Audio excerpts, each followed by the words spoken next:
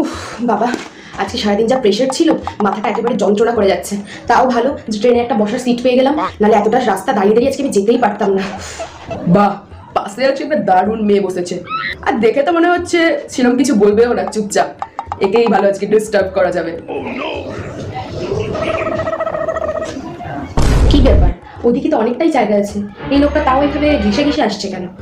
কাকু, আপনি একটু ওদিকে সরে বসুন, আপনার হাতটা লাগছে আমার গায়ে। আরে আমার ওদিকে আর জায়গা নেই, দেখতে পাচ্ছ না? কোথায় সরবা? তো এত ডিস্টার্ব ফিল হলে তুমি নিজে উঠে যাও না। উনি এটা ইচ্ছা করেই করছেন, কি করবো আমি? আর একবার বলে দেখি।